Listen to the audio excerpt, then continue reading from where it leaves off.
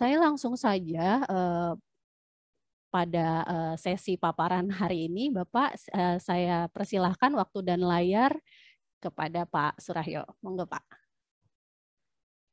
Baik, terima kasih. Apakah layar saya sudah bisa dilihat, share screen-nya? Sudah, Pak. Sudah, ya baik. Assalamualaikum warahmatullahi wabarakatuh. Salam sejahtera, selamat pagi, salam sehat buat semua. Sebelumnya terima kasih sekali pada Ibu Desi yang telah memperkenalkan saya. Kemudian juga terima kasih sekali kepada seluruh jajaran di Universitas Esa Unggul yang saya merasakan mendapatkan kehormatan untuk berbagi cerita di sini, sedikit cerita pengalaman hidup saya berkecimpung di bidang kesehatan masyarakat. Ini menarik juga karena sebenarnya background saya adalah di bidang teknologi informasi, di awal-awal karir lebih banyak di engineering, kemudian di teknologi informasi untuk korporasi atau mungkin kementerian, kemudian karena tahun 2005 diminta mulai mengajar di program sistem SIMKES ya, Sistem Informasi Manajemen Kesehatan S2 di IKM, di Ilmu Kesehatan Masyarakat FKKMK GM. Nah, disitulah saya mulai tertarik untuk mempelajari di sistem informasi di bidang kesehatan dan ternyata sampai sekarang gitu ya ketagih. Sehingga ini sangat menarik untuk kita cermati karena ternyata di bidang kesehatan tingkat kesulitannya juga sangat tinggi ya, mungkin bahkan lebih tinggi dibanding di bidang-bidang lain mungkin yang seperti setaranya adalah di militer atau di perbankan. Jadi dan juga kita butuh satu kehati-hatian yang sangat tinggi dalam menerapkan teknologi informasi di bidang kesehatan karena ini menyangkut masalah keselamatan pasien atau manusia gitu ya dibanding dengan misalnya di industri perbankan, industri mungkin di manufacturing dan lain-lain.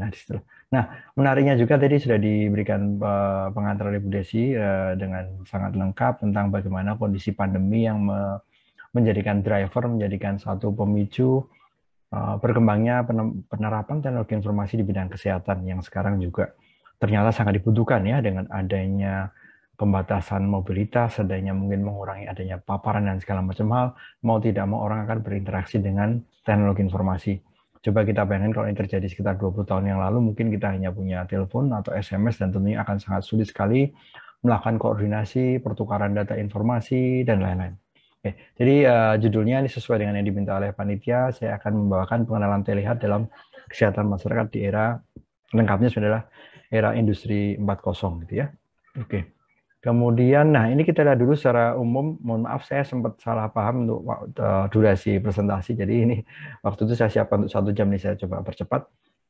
Ekosistem digital Indonesia itu juga sebenarnya oleh Kementerian Kesehatan sudah disiapkan dengan baik, jadi sudah sekian tahun lalu terus diperbaiki dan alhamdulillah di tahun ini dibentuklah namanya Digital Transformation Office, tadi disebutkan oleh Bu Desi juga, bahwa semua organisasi institusi di kesehatan juga harus melakukan transformasi digital dan ternyata tidak mudah juga.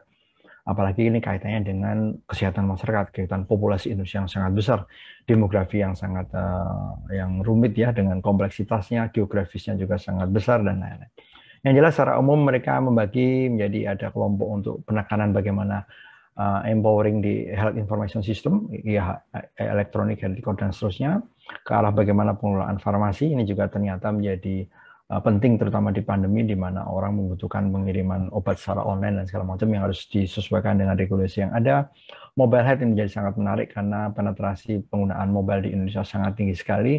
Nanti kita lihat datanya di belakang ya. Dan tentunya telemedicine atau juga lebih skopnya lebih luas adalah di telehealth, jadi pemanfaatan teknologi untuk membantu pelayanan kesehatan karena adanya jarak gitu ya. Kemudian kita lihat ini yang tadi saya bicarakan bahwa di Kementerian Kesehatan pun dengan serius mereka akan melakukan transformasi besar-besaran.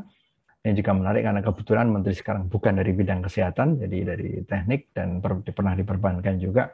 Nah, beliau ini mencoba melihat dari sisi bagaimana sebuah institusi pemerintah itu harus dirombak, disesuaikan dengan tantangan zaman yang ternyata juga di-trigger atau dipicu lagi dengan adanya pandemi. Jadi di sini kita lihat secara bertahap, moga-moga ini juga akan berjalan lancar, juga semoga pandemi makin terkendali.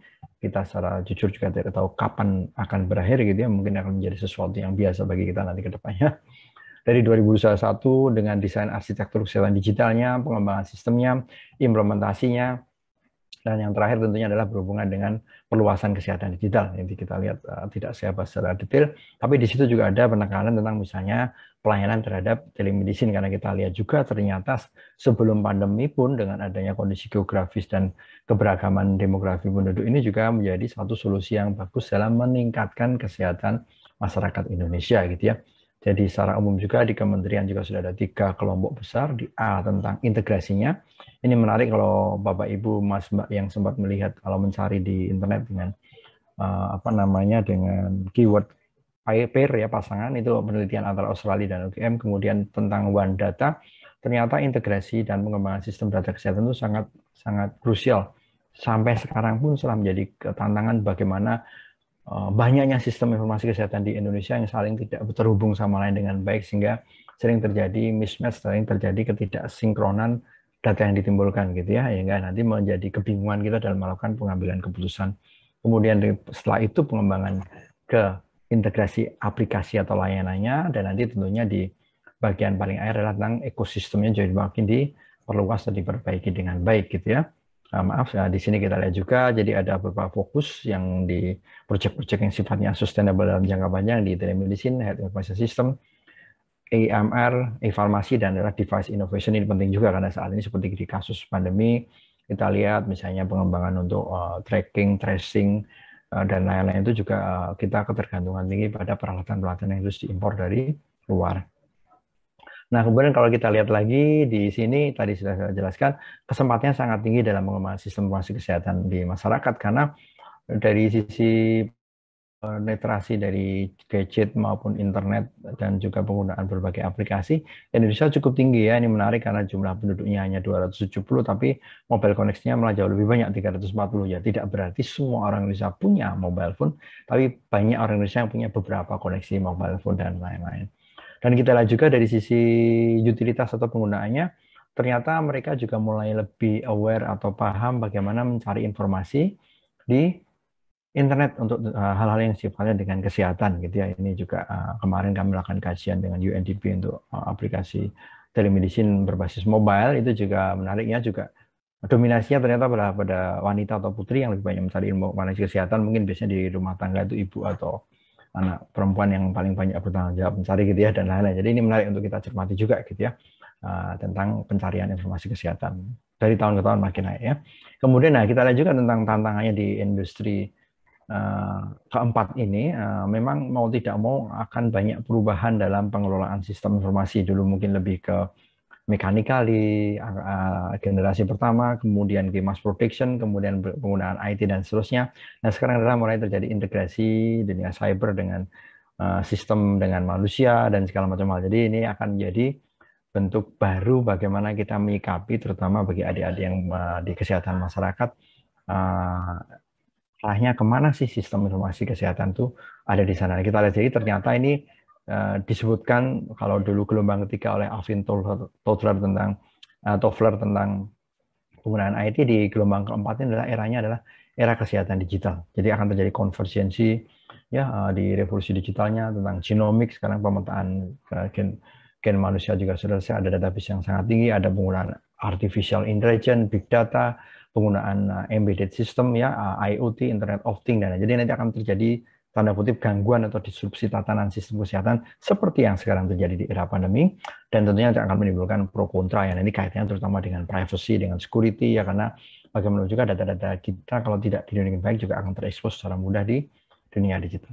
Nah, kalau sudah kembali lagi ke masalah terminologi ini juga sebenarnya masing-masing textbook atau dari jurnal atau paper kemudian ke kelompok keilmuan kadang-kadang saling mempertentangkan juga tentang penggunaan istilah telemedicine, telehealth dan lain-lain, tapi yang jelas sebenarnya nanti saling bisa dipertukarkan dengan skop yang berbeda gitu. Awalnya malah dulu dimulai dengan telemedicine karena kita fokus pada pelayanan kesehatannya berhubungan dengan dokter pasien, berikutnya lagi lebih luas lagi tentang juga mungkin berhubungan dengan pendidikan dan seterusnya.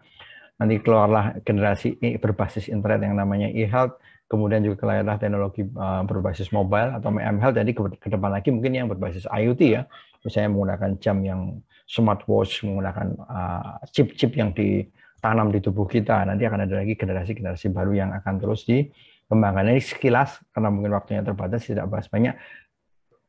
Teknologi ini bisa kita kompromikan saja. Artinya yang penting adalah bagaimana penerapan teknologi informasi untuk mendukung pelayanan kesehatan tersebut, gitu ya. Apakah itu secara spesifik untuk mungkin lebih ke pengobatannya dan lain, ada proses telekonsultasi dengan antara dokter dengan dokter spesialis, pasien dengan dokter dan lain dalam konteks telemedicine, atau nanti digunakan untuk pembelajaran dengan nama lebih luasnya telehealth, atau mungkin berkaitan dengan institusi lain di luar.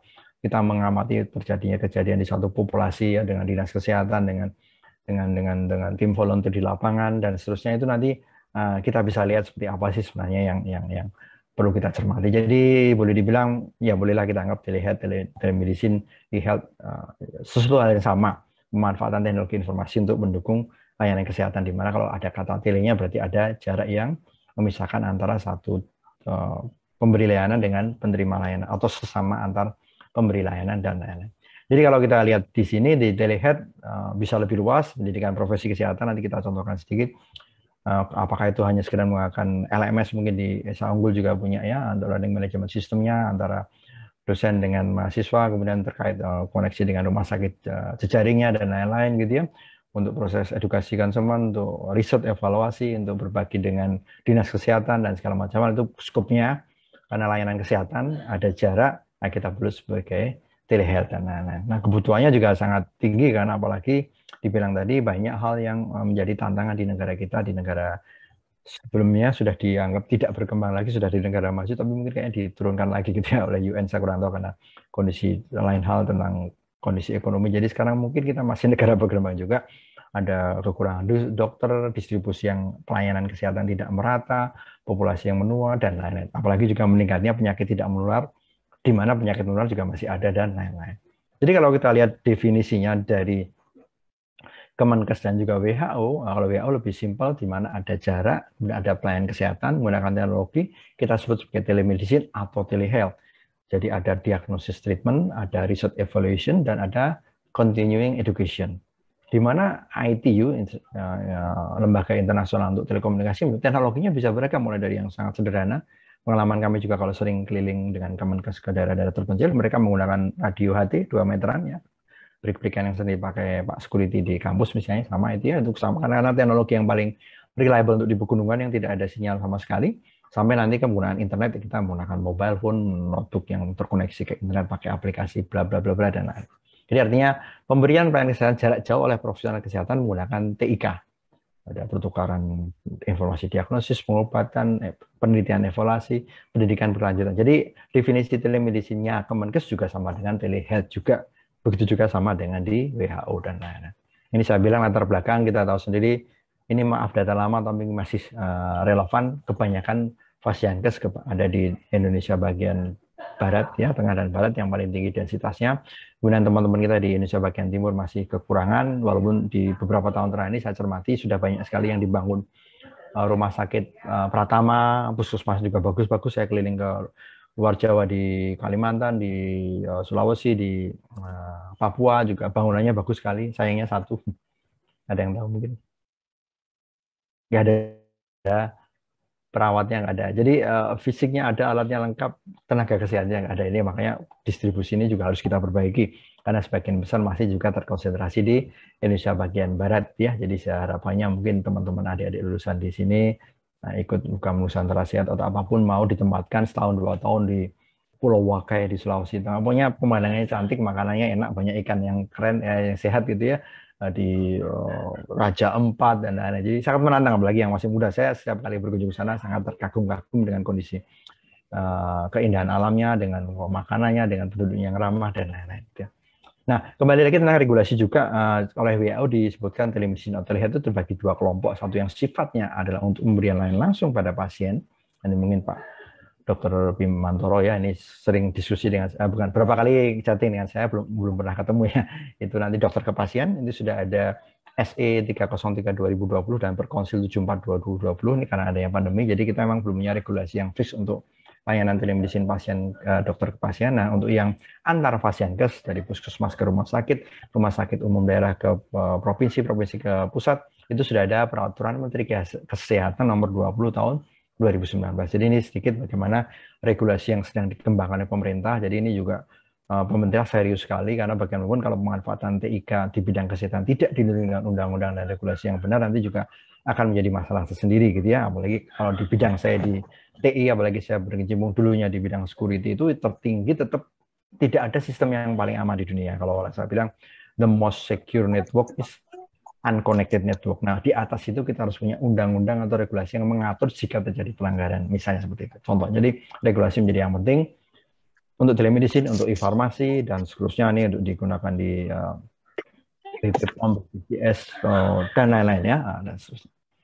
Ini yang pernah kita tadi sebutkan, jadi mulai tahun lalu sudah ada relaksasi regulasi ya untuk kelunaan tentang penggunaan TIK di bidang kesehatan, terutama di telemedicine untuk layanan dokter ke pasien. Oleh Menteri dikeluarkan surat edaran 303, ditambah lagi dengan dari Konsil Kesehatan, mereka melakukan Perkonsil nomor 74 tahun 2020. Jadi artinya diizinkan untuk melakukan, walaupun sedikit ada beberapa perbedaan, ada yang lebih strict yaitu Perkonsil, dan lebih lunak yaitu di surat edaran, misalnya tentang penggunaan STR, SIP, dan lain-lain, adanya informed consent, dan lain-lain. Jadi kita lihat di saat ini mau tidak mau kita harus memanfaatkan TIK untuk mengurangi adanya mobilitas, mengurangi adanya penularan infeksi. Dokter-dokter yang mungkin sudah senior juga sebaiknya jangan pergi ke Fasiankes karena risiko mereka lebih tinggi daripada dokter yang muda. Mereka melakukan pelayanan di rumah dan segala macam. Walaupun nanti tentunya di bidang regulasi juga ada sedikit harus kita berikan keluasan ya, atau gray area, karena kalau tidak ya cukup sulit ya. Sekali lagi tetap harus menunjang mutu pelayanan kesehatan, keselamatannya, memberikan kepastian hukum, adanya STR, SIP ya, surat tanda registrasi dan surat izin praktek, kerahasiaan pasien dijaga, adanya kegiatan telekonsultasi dengan suara, video, diagnosis tata laksananya, dan lain. Ini sedikit rangkuman karena waktu yang terbatas, semoga nanti bisa dibaca langsung di materi yang saya share ke panitia. Jadi ada sedikit perbedaan antara SE, Kemenkes, dan Perkonsil. Perkonsil lebih strict, misalnya harus mensyaratkan hanya SIP, kemudian informed consent harus dibuat secara explicitly, ditulis, dan lain-lain, dan seterusnya, dan seterusnya. Nah, ini undang-undang yang mengatur pada layanan, tidak saya bahas detail, silahkan nanti dibaca. Kemudian juga kewenangan dalam melakukan telemedicine, dokter-dokter atau semua nakes juga mempunyai kebatasan bahasan tertentu juga, karena kan teknologi juga tidak bisa langsung menggantikan. Mohon maaf, tadi di slide saya yang awal-awal WHO disebutkan bahwa telemedicine dan dokter pasien itu tidak boleh menggantikan, ya, sifatnya itu sebagai pelengkap dari tatap muka dan lain. Karena bagaimanapun yang kita lain adalah manusia. Ya, walaupun nanti tentunya akan didukung oleh alat-alat yang membantu, oksigen pakai oximeter, menggunakan detak jantung pakai mungkin bahkan jam smartwatch dan lain-lain, termometer digital dan segala macam hal gitu ya. Nah, ditambah lagi karena kita lihat ada lonjakan kasus yang sangat tinggi untuk di varian Delta di Juli 2021 kemarin, Kemenkes mengeluarkan lagi tambahan regulasi digital health, yaitu yang berhubungan dengan pelayanan telemedicine untuk isoman atau isolasi mandiri, bahasa Inggrisnya adalah self quarantine gitu ya. Ini di nomor 4829/2021, nanti kita bahas sedikit di belakang. Nah, tapi menariknya juga bahwa sebenarnya penerapan telemedicine telehealth itu mempunyai level-level yang beragam gitu ya. Kalau di Indonesia mungkin kita baru di level 0 sampai 3 gitu ya, adanya program mulai jalan, sudah menggunakan teknologi untuk telekonsultasi, pakai video, misalnya WhatsApp, Line, Skype, atau sekedar berbagi dengan SMS. Kemudian mulai ada data pasien yang di-share, nanti kita lihat bisa ditemaninya Kemenkes gitu ya. Ada resume medis yang di-share ke sistem, dipertukarkan antar rumah sakit dan lain-lain. Kemudian mulai mengintegrasikan peralatan pendukung, ada kamera misalnya digunakan untuk oftalmologi, ngecek mata, untuk dermatologi, atau USG untuk dokter kandungan, dan lain-lain dikoneksikan dengan data digital. Kalaupun tidak, mungkin difoto dulu dikirim. Kalau yang lebih canggih lagi, tentunya kan kita harus mengirimkan data resolusi tinggi kayak di radiologi, pakai CR atau digital radiologi, gambar DICOM yang resolusinya tinggi harus dikirim dengan, dan sampai ke integrasi ke sistem informasi di rumah sakit kesehatan nasional itu level 7. Mungkin masih perjalanannya masih panjang, tapi jelas kita sudah mulai ke arah itu. Dan potensinya juga cukup menarik karena masyarakat makin paham bahwa mereka bisa mendapatkan layanan kesehatan secara online, tidak harus secara physically datang. Mungkin juga di awal akan menjadi sedikit pertentangan seperti waktu kita mengadopsi Gojek, Grab, dan lain-lain, di mana juga regulasinya dari Kementerian Perhubungan juga belum begitu fix, tapi ya karena kebutuhan di lapangan seperti itu gitu ya. Sehingga kita lihat lonjakannya tinggi, apalagi di masa pandemi disebutkan ya, kata data bilang sampai 600% dan lain-lain. Kemudian juga Swamedika Sikasi ini saya ambil dari presentasinya Pak PBID ya, Ketua PBID Pak Daeng, bahwa ternyata Indonesia cukup, walaupun sangat disayangkan juga banyak informasi yang tidak benar atau hoax misalnya berhubungan dengan pengobatan alternatif dan lain itu, kadang-kadang makanya tantangan dari kita juga mungkin adik-adik juga adalah bagaimana melakukan counter terhadap informasi-informasi yang menyesatkan tentang bagaimana mereka melakukan swamedikasi, karena enggak sangat berbahaya sekali juga ya di era pandemi ini, juga banyak sekali hoax-hoax macam-macam mengenai vaksin, mengenai ini itu dan lain-lain gitu ya. Nah, kita lihat tadi dari kelompok yang ada 2 besar telemedicine telehealth yang ada di Indonesia, ada grup kelompoknya untuk antar provider, antar fasiankes, ada temenin untuk antar rumah sakit, puskesmas dan seterusnya, ada yang rujukan untuk Sisrutan. Kedua sistem saling menunjang ya. Satunya menahan supaya tidak dirujuk karena tantangan geografisnya tinggi, misalnya di Papua orang harus jalan sampai 2 hari 3 hari nyebrang sungai, nyebrang laut dan lain-lain, makanya diberikan layanan jarak jauh dengan dibantu oleh dokter spesialis di rumah sakit provinsi ke puskesmas misalnya, atau kalau memang terpaksa harus dirujuk fisik nanti akan dikelola oleh sistem Sisruter. Nah, kemudian yang client to provider, Kemenkes juga punya, seperti yang punya Prosiatnya Pak Bimantoro, ada Sehatpedia, antar rumah sakit ke pasien, ekstensi dari sistem RS, misalnya di tempat kami di Sarjito ada namanya Tekon, di puskesmas juga banyak pakai WA, pakai telepon dan lain-lain, dan juga kebetulan waktu itu kami terlibat kegiatan dengan UNDP dan Atensi dari provider swasta, termasuk juga yang mungkin dari Prosiatnya Pak Bimantoro. Nah, kita lihat perjalanannya secara officially, walaupun unofficial itu sudah lama dilakukan.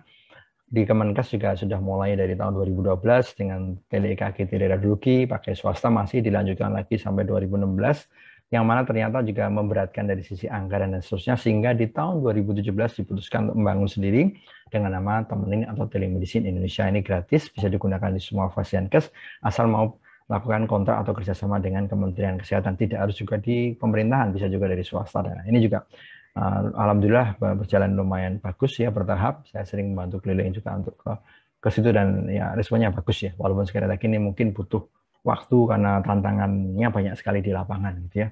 Nah, ini tampilannya seperti ini, ditemenin. Ini adalah antar fasiankes, jadi penggunanya dokter di puskesmas atau perawat bidan, komunikasi atau konsultasi dengan dokter spesialis di rumah sakit umum rujukan di atasnya gitu ya. Nanti ujungnya sampai ke rumah sakit umum pusat atau nasional gitu ya. Ada EKG, USG, radiologi, telekonsultasi kalau sifatnya lebih bebas, mau diskusi tentang opsin, tentang kesehatan mata, tentang kesehatan kulit dan lain-lain, juga ada tanya dokter, diskusi pakai video conference kalau sifatnya sinkronus, tapi kalau kesibukan dari dokter spesialis biasanya adalah store and forward. Kirimkan dulu datanya, nanti sore atau siang dokternya baru sempat dibalas satu persatu. Nanti ada media pengiriman EKG-nya untuk gambar USG dan lain-lain. Nah, di sini disebutkan dengan adanya teknologi saat ini kita bisa, ya contohnya yang paling sering dokter sebenarnya sudah sering melakukan yaitu pakai WhatsApp, tapi WhatsApp sifatnya tidak terkontrol, tidak terdistribusi dengan baik, itu hanya di satu peer atau kelompok saja. Sedangkan dengan sistem ini semuanya akan dihandle langsung oleh Kementerian Kesehatan, sehingga Kementerian Kesehatan punya data analitik yang bagus apa yang sedang terjadi di luar sana gitu ya. Ini pertukaran data dari dokter umum ke dokter spesialis, dia ngirimkan gambar EKG, gambar USG berupa film, atau mungkin daikom dari radiologinya dan seterusnya, nanti dijawab lagi, diteruskan lagi dan segala macam. Atau bahkan antar spesialis, mungkin dari dokter jantung yang diskusi dengan dokter obgyn atau sebaliknya, juga bisa dilakukan dengan menggunakan Temenin ini gitu ya. Nah, ini saat ini jumlah rumah sakit dan dokter-dokter yang terhubung dari datanya sudah makin lama makin meningkat. Memang tidak akan ngebut ya, jadi bertahap karena butuh banyak sekali, terutama judul dari hari ini adalah tentang SDM. Itu tentang terbesarnya juga bagaimana memberikan edukasi, pelatihan yang sesuai agar mereka mampu memanfaatkan dengan tepat gitu ya. Ini dashboardnya, utilisasinya lumayan bagus ya dari tahun ke tahun, karena mereka makin peduli juga bagaimana cara menggunakannya dan pentingnya kenapa kita harus pakai. Tertinggi Sumatera Utara dan seterusnya sampai nanti di Sulawesi. Kemudian penggunaannya paling banyak tetap di radiologi. Ini juga kalau dilihat dari sejarah kan telemedicine paling tua ya era radiologi gitu ya. Dari tahun 1900 awal juga sudah ada. Dan seterusnya gitu ya. Ini kemudian karena waktunya terbatas. Nah, ini sedikit juga, nanti kalau terlalu panjang kan saya stop. Bagaimana tahun 2019 kami mencoba bekerjasama dengan Kementerian Kesehatan, dengan kampus kami, melakukan penelitian untuk penerapan telemedicine antar fasiankes, spesifiknya lagi di bidang kesehatan KIA, kebetulan waktu itu bekerjasama dengan Kabupaten Kulon Progo, yang mana waktu itu bupatinya adalah Dr. Hasto, yang sekarang jadi Ketua BPKKBN, beliau dokter kandungan juga, jadi ini fokus bagaimana penggunaan temenin untuk membantu kesehatan, karena kematian ibu anak di Jogja pun di daerah-daerah pinggiran di atas gunung itu juga masih tinggi ya. Mungkin ini juga terjadi di tempat-tempat lain juga. Sedikit saya setel videonya ya. Mohon maaf ini suaranya terdengar, saya matikan sebentar. Videonya bisa ya? Kedengaran. Dengar, Oke, Pak. baik. Ya. Ya, siap.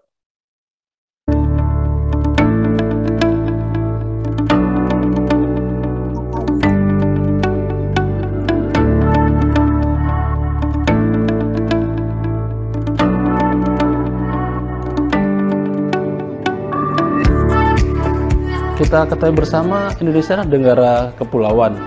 Kita ada 17.000 lebih pulau di Indonesia yang kita sadari juga akses dan batas layanan juga masih terbatas.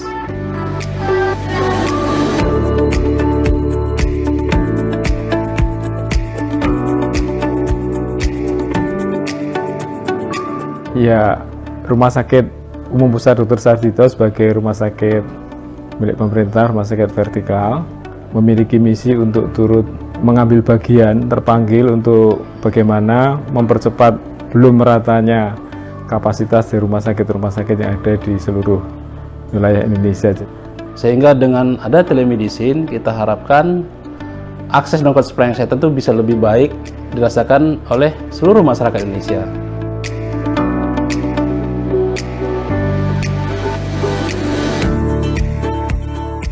Ya, untuk tahap pertama kita ingin membatasi diri dulu, fokus kepada penuntasan permasalahan kematian ibu dan bayi yang masih tinggi, persisten, dan itu dengan upaya-upaya menggunakan telemedicine itu, yang antara menggunakan webinar atau juga software dari Temenin yang sudah kita kembangkan oleh Kemenkes, itu bisa dipakai untuk keperluan-keperluan tersebut.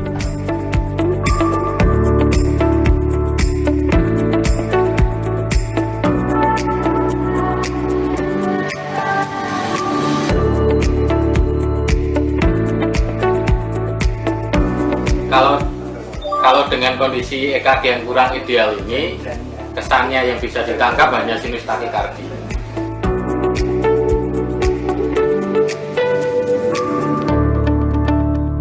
Kami UGM mengembangkan Academic Health System, yaitu suatu integrasi fungsional antara institusi pendidikan, dalam hal ini adalah UGM, dengan rumah sakit pendidikan. Ada Rumah Sakit Umum Pusat Dr. Sarjito, kemudian Rumah Sakit Umum Dr. Suradi Tirtonegoro, dan beberapa rumah sakit pendidikan kami, dan juga dengan pemerintah daerah, dalam hal ini adalah pemerintah Provinsi DIY dan Jawa Tengah, dengan cara mengintegrasikan pendidikan, penelitian, kemudian pengabdian masyarakat dan pelayanan kesehatan, yang tujuannya adalah untuk meningkatkan derajat kesehatan di wilayah kami.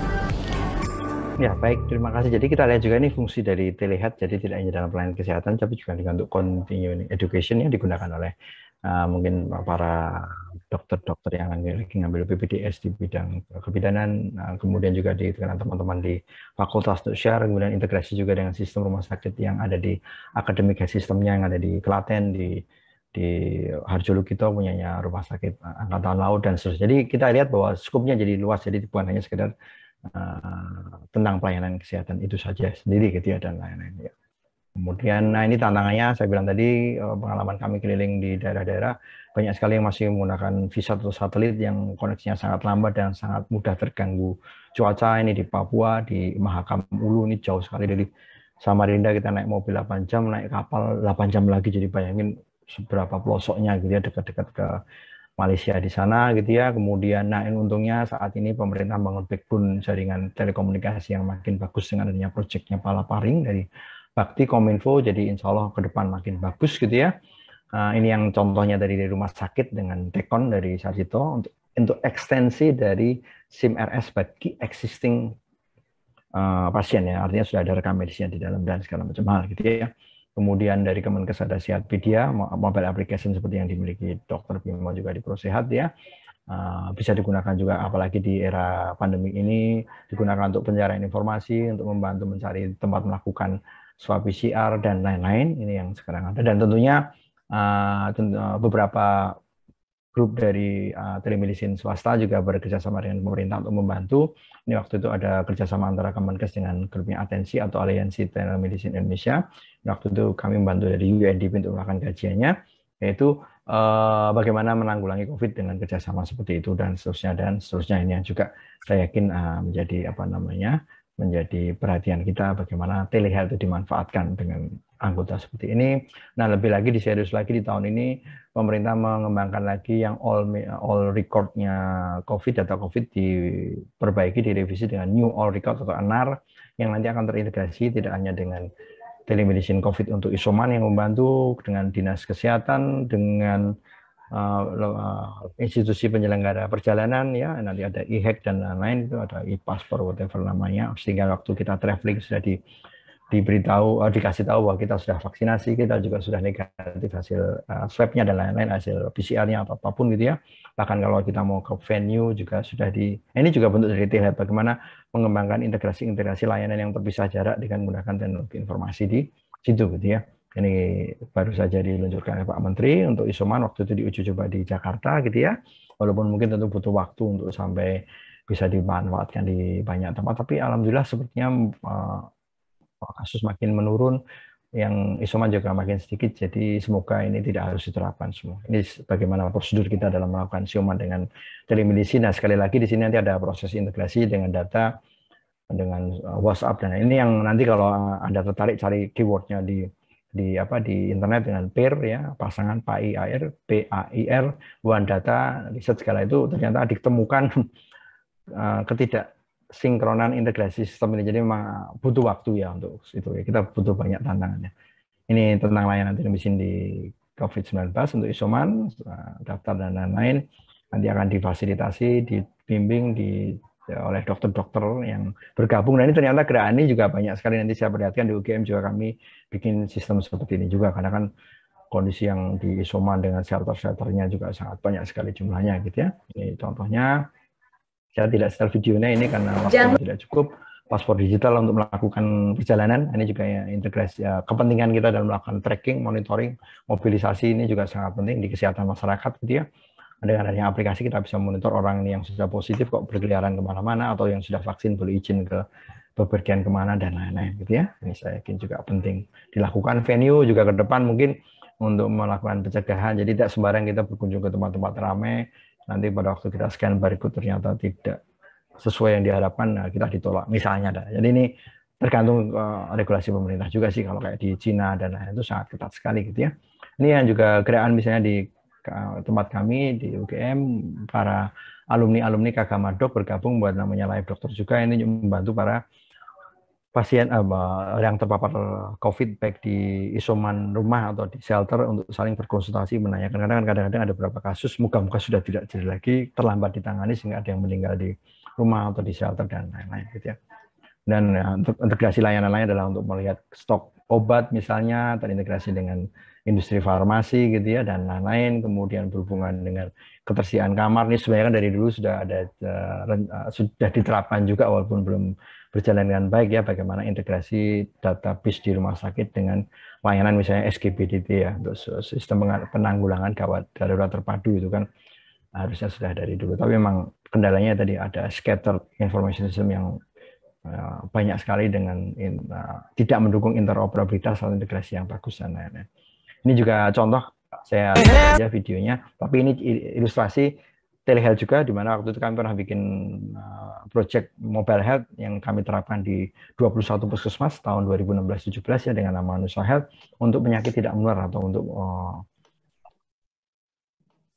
diabetes, hipertensi dan lain-lain gitu ya, di mana kami integrasikan antar sistem yang ada di rumah sakit akademik punya UGM, kemudian data-data yang ada di puskesmas, dan aplikasi yang dipakai oleh para pengguna. Jadi ada pasien yang dipilih tiap puskesmas, ada kader, dan ada pengelola puskesmas. Itu kami bagikan sekitar 500 lebih mobile phone, terus terjadi sinkronisasi untuk melihat populasi bagaimana kondisi kesehatan di situ. Oke, jadi secara garis besar sebagai menutup, ini mohon maaf agak sedikit menambah waktu ya. Jadi sistem informasi kesehatan itu makin kompleks, sehingga membutuhkan pemahaman dan keahlian di bidang teknologi informasi di kesehatan yang terbaru dan tepat, ini terutama untuk adik-adik yang sedang kuliah di sini gitu ya. Dalam ini tentu acuannya adalah Undang-Undang Peraturan Pemerintah tentang Sistem Informasi Kesehatan turunannya. Jadi kita cermati serius mulai memperbaiki ya, termasuk ada pembentukan digital transformasi office di Kemenkes. Jadi Anda harus update terus ya, terutama mahasiswa untuk mengetahui kebutuhannya di lapangan. Integrasi interoperability menjadi hal yang mutlak. Ini benar masih terjadi juga. Kasus temuan penelitian yang disebutkan tadi, bagaimana one data, integrasi rumah sakit, NAR, puskesmas, WhatsApp, dokter itu masih butuh waktu untuk bisa nyambung dan sinkronis gitu ya. Pengelolaan data informasi juga harus jalan dengan regulasi yang mendukung dengan privacy, security, dan lain-lain. Telemedicine merupakan media penghubung antara vaskes yang dibiskan jarak ya. Sehingga kita lihat di mana mungkin rekam medis menjadi komponen penting. Ini juga masih perjalanan panjang bagaimana rekam medis elektronik bisa diterapkan dengan baik di seluruh jajaran di Indonesia. Nah, tentunya kembali lagi sedikit lebih fisik ke teknologinya, berkembang ya kita harus mengikuti. Tentunya walaupun berkembang, harapannya teknologi adalah sesuatu yang bisa terjangkau, tidak menyebabkan jurang kesenjangan ini, karena digital health, digital divide atau digital gap itu juga akan menjadi kendala kita. Kesehatan dan juga dukungan regulasi yang adaptif, kolaboratif, etika penting dijunjung, edukasi kepada masyarakat, profesi kesehatan maupun regulator. Demikian dari saya, Ibu moderator, waktu saya kembalikan. Terima kasih, mohon maaf jika ada kekurangan. Iya. Terima kasih banyak Pak Surahyo Sumarsono, tadi sudah mengulas tuntas ya mengenai penerapan digitalisasi gitu ya, ekosistem digitalisasi kesehatan ini.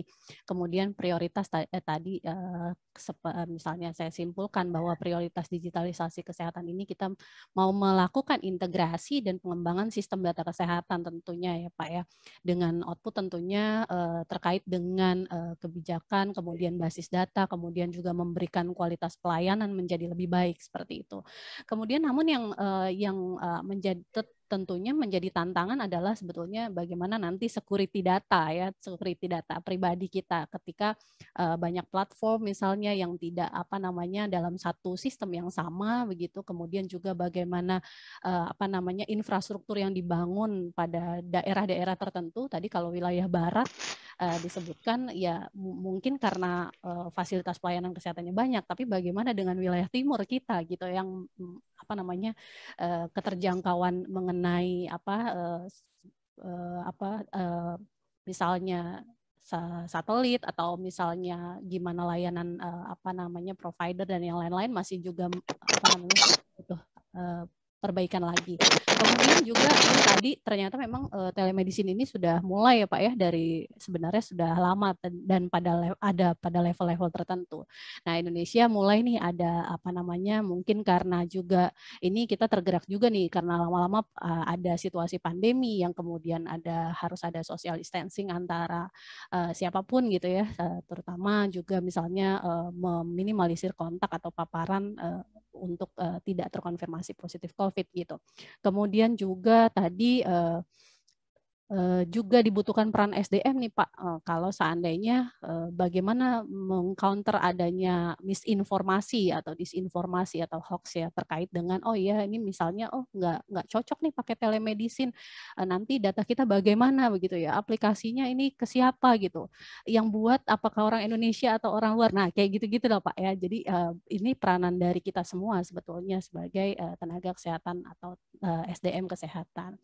Kemudian tadi juga Bapak sudah menjelaskan kepada kami bagaimana pengalaman-pengalaman terkait dengan proyek dalam kaitannya untuk telemedicine, pertukaran informasi dari provider ke provider, dari dari rumah sakit misalnya ke puskesmas atau misalnya dari pasien dengan rumah sakit begitu.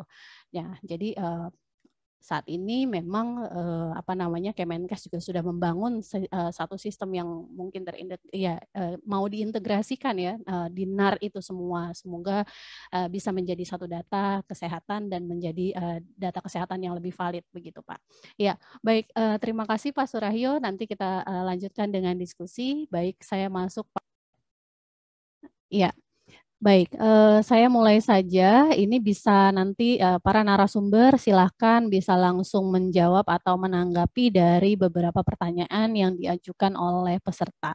Ya, saya mulai dengan pertanyaan yang pertama, yaitu dari Yahya Wijaya Pane. Ini instansinya adalah dari beliau dari UPN Veteran Yogyakarta. Wah, jauh juga ya maksudnya, tapi karena teknologi saat ini ya tentunya tidak menjadi jauh. Kalau kita tatap muka jadi jauh begitu ya. Data harus datang ke Jakarta begitu karena penyelenggaraan di Jakarta. Ya, baik. Ini ditujukan untuk pembicara atau narasumber yang pertama. Baik, ada Bapak Surahyo di sini ya berarti ya. Kemudian selamat pagi Pak Surahyo, kemudian izin bertanya, berbicara tentang telemedicine atau telehealth, sangat riskan tadi disebutkan bahwa terhadap kebocoran data dan privasi dari pasien. Nah, kemudian bagaimana Bapak melihat titik kelemahan dari telemedicine ini? Kemudian kira-kira bagaimana sebenarnya regulasi yang benar dalam penggunaan telemedicine itu sendiri? Ya, baik, silakan Pak Surahyo. Ya, baik. Terima kasih kepada Bu Desi sebagai moderator yang telah menyampaikan pertanyaan dari Mas Yahya Wijaya ini yang kalau dari fisiknya ke Bu Desi sangat jauh, kalau dari saya mungkin hanya 3 kilo, 2 kilo gitu dari rumah ke kampus UPN. Oh iya, Bapak soalnya di Jogja ya, begitu ya Pak ya? Iya. Ya, betul. Ya, tentang keamanan. Betul, ini salah satu isu sebenarnya tidak hanya terjadi di bidang kesehatan, saya kira sudah sangat sering terjadi juga di bidang lain seperti di perbankan, di industri keuangan, di militer maupun yang lain, termasuk di industri, bukan industri, di area pendidikan dan lain, di mana begitu data kita dikonversi menjadi data digital dan dikirimkan dari satu tempat ke tempat lain, pasti akan ada risiko data itu diambil dan dimanfaatkan oleh orang yang tidak bertanggung jawab, gitu ya. Nah, dalam hal ini kalau kita bicara telemedicine atau sebenarnya sistem informasi kesehatan secara umum, hampir mirip juga ya, sama begitu ada 2 atau lebih dari sistem yang terintegrasi kemudian terjadi pertukaran data. Sebenarnya titiknya bisa banyak, mulai dari tempat di mana dia menggunakan sistem tersebut ya, apakah itu di laptop atau di mobile phone, di tablet, di PC ataupun yang lain atau embedded device-nya itu. Pada waktu kita mengakses ke situ saja juga sudah ada proses yang namanya autentikasi. Saya malah izin kalau boleh sebentar share ini biar ada gambar yang lebih enak di dia. Nah, kelihatan ya? Kelihatan gambar saya? Ya, kelihatan Pak. Ya, baik. Ya. Jadi begini, pertama kita tahu tentang masalah autentikasi. Kita lihat di dunia perbankan ya. Di dunia perbankan kan pada saat kita ingin mengakses ke satu sistem mobile banking, internet banking atau apapun, itu harus ada satu kepastian di mana saya adalah nasabahnya, atau juga di bank nanti ada sistem yang memastikan saya adalah pegawai bank yang akan mengakses data customer atau nasabahnya. Dan sama juga di kesehatan, ketika tidak ada fungsi autentikasi dengan benar di kesehatan tadi, apakah itu aplikasi temenin yang digunakan antar Fasiankes, waktu dia login di notebooknya di puskesmas atau dia di rumah sakit umum pusat sebagai dokter spesialis jantung atau di rumah sakit provinsi sebagai dokter kandungan yang dijadikan sebagai rujukan, itu bisa jadi sudah ada kebocoran data di situ gitu ya. Kalau ternyata nanti dimanfaat orang lain, ada pegawai lain, ada perawat, ada bidan, ada orang lain iseng connect ke situ ngambil data-datanya. Kayak di handphone mungkin kalau kita nggak pakai PIN atau nggak pakai fingerprint, handphonenya hilang, dibuka, dibaca semua orang. Itu satu contoh bahwa di teknologi ternyata harus berlapis gitu ya. 2, dari sisi pada waktu kita melakukan pendaftaran juga kan ada satu kesepakatan, yaitu yang mungkin kita sebut sebagai informed consent. Begitu data didigitalkan, itu pasti harus ada permintaan izin dari sistem penyelenggara, termasuk juga orang di belakangnya, dengan data yang akan diambil, itu pasien atau nasabah bank atau apapun gitu ya. Nah, ini seberapa jauh, karena nanti akan kaitannya dengan regulasi atau aturan hukum yang melindungi ketika data itu dibocorkan.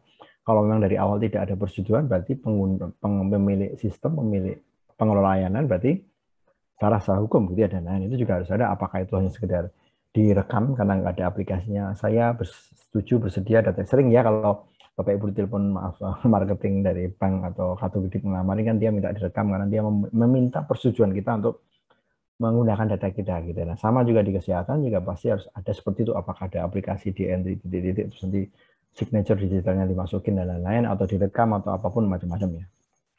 Itu 2. Kemudian 3, waktu melakukan komunikasi proses transaksi pembayaran itu kan juga sistem di kesehatan, tidak hanya telemedicine di rumah sakit itu kan juga terintegrasi dengan pihak ketiga, apakah itu menggunakan transfer bank, kartu kredit, GoPay, dan itu juga akan jadi celah yang tidak bisa kita hindari juga ketika terjadi kebocoran data bisa masuk dari sistemnya kita bagus, begitu kita integrasi dengan pihak ketiga ternyata jalurnya diterobos dari sebelah sana, itu juga akan menjadi masalah lagi. Kemudian di sisi koneksinya sendiri, misalnya ketika temenin itu kan pakai HTTPS ya, ada logo gembok di sini dia itu antara komputer notebook dari puskesmas di mana gitu ya, di Sausapor di Sorong dengan rumah sakit di Unhas di Makassar, itu sebenarnya jalurnya itu aman karena akan ada enkripsi atau penyadian sehingga orang tidak bisa melihat isinya.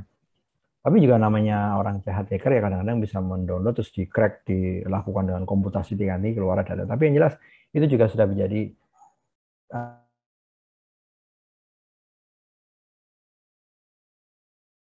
selalu akan ada risiko begitu data kita share, ya akan ada kemungkinan. Nah, beda lagi kalau seperti WhatsApp itu dia bilang end-to-end encrypted, tapi juga pengelola WhatsApp-nya juga bisa baca kan sebenarnya. Ya mungkin Anda nggak pernah sadar ya kalau kita sering chatting dengan teman mau beli helm sepeda, mau beli kaos jersey itu nanti tahu-tahu di Facebook atau di Instagramnya ada iklan itu, karena apa? Dibaca sama dia juga gitu. Jadi aman buat orang lain tapi tidak aman. Ya, sepertinya kendala sinyal ya Pak Surahyo.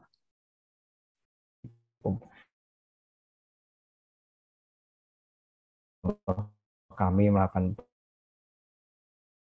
proyek namanya Nusa Health, mengambil data dari seorang lebih untuk.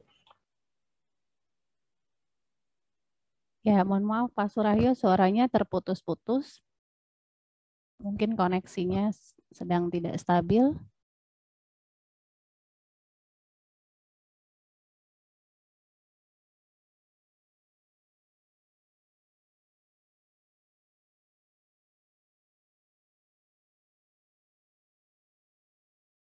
Ya, sepertinya Pak Surahyo terlempar ya keluar ya.